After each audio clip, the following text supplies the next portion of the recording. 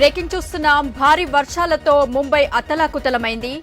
ఏకదాటిగా కురుస్తున్న వర్షానికి జనజీవనం అస్తవ్యస్తమైంది. రుతుపవనాల ప్రభావంతో దేశవ్యాప్తంగా భారీ వర్షాలు కురుస్తున్నాయి. రోడ్లన్నీ జలమయమయ్యాయి. భారీగా ట్రాఫిక్ జామ్ అయింది. పలు చోట్ల ఇళ్లలోకి వర్షపు నీరు చేరడంతో ప్రజలు నానా ఇబ్బందులు పడుతున్నారు. అటు మహారాష్ట్ర, కర్ణాటకలోనూ భారీ వర్షాలు కురుస్తున్నాయి. భారీ వృక్షాలు కూలిపోవడంతో వాహనదారులకు తీవ్ర ఇబ్బందులు ఎదురయ్యాయి. ముంబై, పూణేతో పాటు మహారాష్ట్రలోని పలు ప్రాంతాల్లో ఈదురుగాలులు వీస్తున్నాయి.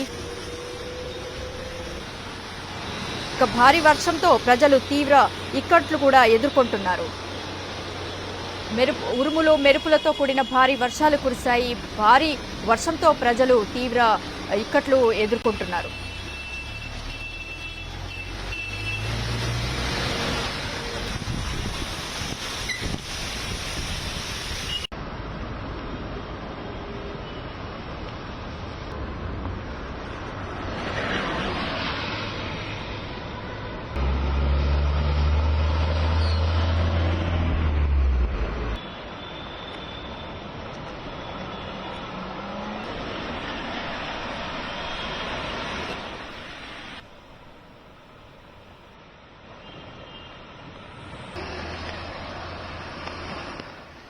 మహారాష్ట్ర, గోవా, కర్ణాటకలను కలిపే 741 కిలోమీటర్ల మార్గంలో రైలు రాకపోకలు నిలిచిపోయాయి.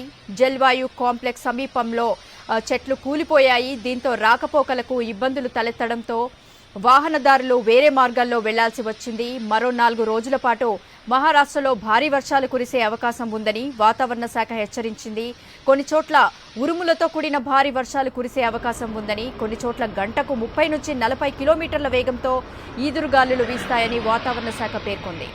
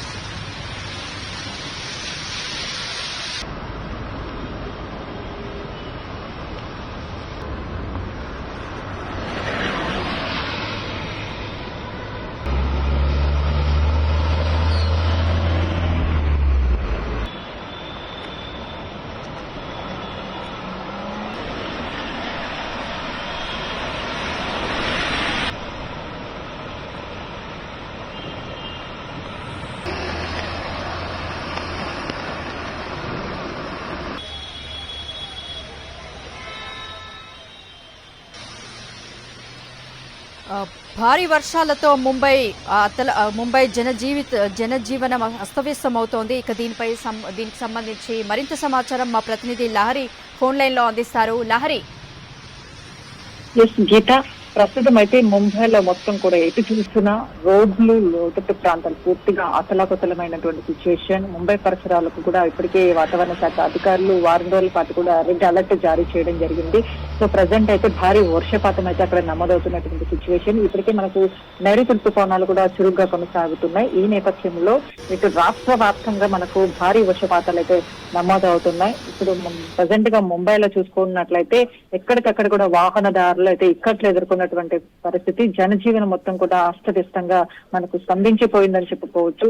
ఆ ఉదయం నుంచి కూడా ఆఫీసులకు వెళ్లేటువంటి వాళ్ళు చాలా ఇబ్బందులు కూడా ఎదుర్కొంటున్నారని చెప్పుకోవచ్చు. వర్షపాతం నమోదవ్వడంతో, వర్షపాతం కురుస్తుండడంతో అక్కడ వెహికల్స్ మొత్తం కూడా వెళ్లడానికి, రాకపోకలు కూడా అంతరాయం ఏర్పడుతున్నటువంటి పరిస్థితి. చాలా మంది కూడా గొడుగుల సాయంతో వెళ్తున్నారు. అలాగే వెహికల్స్ కూడా చాలా వరకు కూడా వాటర్ లోనే వెళ్లాల్సినటువంటి సిచ్యువేషన్స్ మనకు విజువల్స్ లో కనిపిస్తుంది. ఇప్పటికే చూసుకోవచ్చు కర్ణాటక కావచ్చు, తమిళనాడులో అయితే ఇప్పటికే భారీ వర్షాలు కూడా నమోదవుతున్నాయి. అయితే ఈ ముంబై పరిసరాలకు ఇప్పటికే మనం చూసుకోవచ్చు వారం రోజుల పాటు కూడా రెడ్ అలర్ట్ జారీ చేయడం జరిగింది. సో ఈ నేపథ్యంలో ప్రజెంట్ గా అయితే ఒక రకంగా మేఘావృతమైనటువంటి వాతావరణం, చల్లటి వాతావరణం అయితే నమోదవుతుంది. చాలా వరకు కూడా చిరుజల్లులతో పాటు తేలికపాటి నుంచి మోస్తారు వర్షంతో పాటు భారీ వర్షపాతం కూడా నమోదవుతుంది. అలాగే చాలా చోట్ల కూడా భారీ నుంచి అతి భారీ వర్షాలు కూడా నమోదయ్యే అవకాశం ఉందని ఇప్పటికే వెదర్ ఆఫీసర్స్ కూడా చెప్తున్నారు. సో ఇప్పటికైతే ప్రజెంట్ ముంబైలో అయితే భారీ వర్షపాతంతో ముంబై మొత్తం కూడా అతలాకుతలమైందని చెప్పుకోవచ్చు. మనకు విజువల్స్ లో కనిపిస్తుంది. ఎక్కడికక్కడ రోడ్లన్నీ కూడా జలమయమైపోయాయి. చెరువులను తలపిస్తున్నటువంటి రోడ్లు కూడా మనకు కనిపిస్తుంది. చాలా ఏరియాల్లో కూడా పలు చోట్ల భారీగా ట్రాఫిక్ జామ్ కూడా ఏర్పడినటువంటి సిచ్యువేషన్ కూడా మనకు విజువల్స్ లో క్లియర్ గా కనిపిస్తుంది. సో ఇప్పటికే మనం చూసుకోవచ్చు, ఒక రకంగా నైరుతి ఋతుపవనాలు కేరళలో చురుగ్గా కదులుతుండడం, అలాగే ఈ రోజు ఏపీకి నైరుతి ఋతుపవనాలు తాకడం, అలాగే మరి 2-3 రోజుల్లో కూడా మన తెలంగాణ రాష్ట్రానికి కూడా నైరుతి ఋతుపవనాలు తాకడంతో తాకే అవకాశం ఉండడంతో ఇంకా రాష్ట్రం మొత్తం కూడా పరిసరాల ప్రాంతాలు మొత్తం కూడా పూర్తిగా భారీ వర్షపాతం కూడా నమోదయ్యే అవకాశం ఉందని ఇప్పటికే వాతావరణ శాఖ అధికారులు కూడా చెప్పడం జరిగింది. సో మనం ప్రజెంట్ గా అయితే ముంబైలో మొత్తం కూడా ప్రజలు మాత్రం ఉదయం నుంచి కూడా కంటిన్యూ గా వర్షపాతం నమోదవడంతో బయటికి రావడానికి కూడా ఇబ్బందులు ఎదుర్కొంటున్నటువంటి సిచ్యువేషన్ అయితే అక్కడ మనకు కనిపిస్తుంది. ఇప్పటికే అధికారులు కూడా పూర్తిగా ఎక్కడ కూడా ఎలాంటి ఇబ్బంది కలగకుండా అన్ని ఏర్పాట్లు చేసినప్పటికీ కూడా కొన్ని ప్రాంతాల్లో మాత్రం నీరు నిలిచిపోవడంతో, చెరువులను తలపించడంతో, రోడ్లు లోతట్టు ప్రాంతాలు పూర్తిగా వాహనాలు రాకపోకలకు ఇబ్బంది కలగడంతో ఎక్కడికక్కడ కూడా నిలిచిపోయినటువంటి సిచ్యువేషన్. అట్లాంటిది భారీగా ట్రాఫిక్ జామ్ ఏర్పడింది. పంపర్ టు ట్రాఫిక్ అనేది మూవ్మెంట్ అయినా కూడా చాలా మంది ఇబ్బందులు ఎదుర్కొంటున్నారు. ఒకవైపు ట్రాఫిక్ సిబ్బంది అధికారులు కూడా చొరవ తీసుకొని వెహికల్ మూవ్మెంట్ కూడా ఎక్కడా కూడా ఇబ్బంది కలగకుండా చేస్తున్నారు. అలాగే మెయిన్ గా ఈదురుగాలుల ప్రభావం కూడా అక్కడ ఎక్కువగా ఉంది కాబట్టి గంటకు 30 నుంచి 40 కిలోమీటర్ల వేగంతో ఈదురుగాలుల ప్రభావం ఉంది కాబట్టి చాలా వరకు కొన్ని చోట్ల నేల కొరిగినటువంటి చెట్లను కూడా తొలగిస్తున్నటువంటి సిచ్యువేషన్. సో మొత్తం మీద అయితే ముంబై పరిసరాలు మొత్తం కూడా జనం మొత్తం కూడా అతలాకుతలం అయిపోతున్నారు. చాలా మంది జనజీవనం మొత్తం బయటికి రావాలంటే కూడా భయభ్రాంతులకు గురవుతున్నటువంటి సిచ్యువేషన్ అయితే ముంబై వ్యాప్తంగా కనిపిస్తుంది. గీత, అయితే లహరి, మరి వర్షం పడ్డప్పుడల్లా సేమ్ సిచ్యువేషన్, రోడ్లన్నీ జలమయం. ప్రతి సంవత్సరం కొన్ని ఏళ్ల నుంచి చూస్తున్నాం. వర్షం పడ్డప్పుడల్లా రోడ్లన్నీ జలమయం అవుతున్నాయి. మరి ప్రతిసారి ఇలాగే జరుగుతోంది కదా, మరి ఇప్పుడు ఇలా జరగకుండా ఏమైనా గవర్నమెంట్ ఏమైనా మార్గాలను సూచిస్తోందా? ఎస్ గీత, ప్రతి సంవత్సరం కూడా మనం చూస్తూనే ఉంటాం. వర్షపాతం నమోదైనప్పుడు పూర్తిగా రోడ్లు లోతట్టు ప్రాంతాలు పూర్తిగా జలమయం అయిపోతాయి.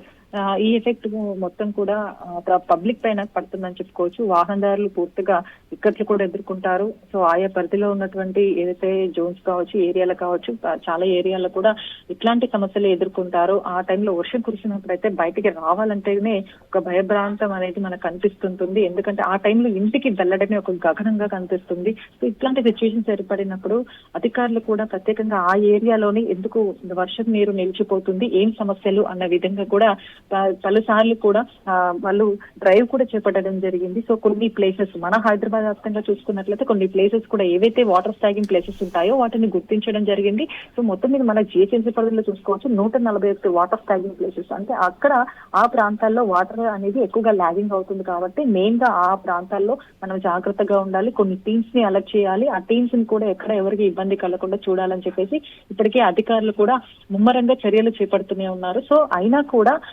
వాళ్ళు చర్యలు చేపట్టినప్పటికీ కూడా కొన్ని ఇష్యూస్ అనేవి రేజ్ అవుతూ ఉంటాయి. ఆయా పరిధిలో ఉన్నటువంటి అధికారులు కావచ్చు, మెయిన్ గా ఎమ్మెల్యేలు కావచ్చు, కార్పొరేటర్లు కావచ్చు, కొంతమంది కొన్ని మాత్రం రోడ్లు ఏవైతే డీసిల్టింగ్ పనులు, 4 రోజులు డీసిల్టింగ్ పనులు కావచ్చు, రోడ్ల మరమ్మతులు కావచ్చు, కొన్ని పెండింగ్ పనులు కూడా ఇప్పటికే మనకు పూర్తవుతున్నటువంటి సిచ్యువేషన్. అలాగే కొన్ని చోట్ల ఈ ఫ్లైఓవర్లు కావచ్చు, రోడ్లు కావచ్చు, కొన్ని ఇరుకిరుకు రోడ్లు కావచ్చు, కొన్ని ప్రాంతాల్లో మాత్రం ఎప్పటికీ కూడా వర్షపు నీరు అనేది నిలిచిపోతూ ఉంటాయి. శాశ్వతమైనటువంటి పరిష్కారం దిశగా అయితే అధికారులు ముమ్మరంగా చర్యలు చేపడుతున్నారు. మరి ఫ్యూచర్ లో చూడాలి, మరి నీరు నిలిచిపోయేటువంటి ప్రాంతాలు పూర్తిగా 0% వరకు తీసుకొస్తారా లేదా అనేది. సో మొత్తం మీద అయితే ఇప్పుడు ప్రజెంట్ అయితే వాతావరణం మొత్తం కూడా కూల్ గా అయిపోయింది. మరి 4 రోజుల పాటు కూడా వర్షపాతం ఇలాగే కంటిన్యూ అయ్యే అవకాశం ఉంది కాబట్టి ప్రజలు అప్రమత్తంగా ఉన్నటువంటి సిచ్యువేషన్ అయితే కనిపిస్తుంది. Thank you Lahari.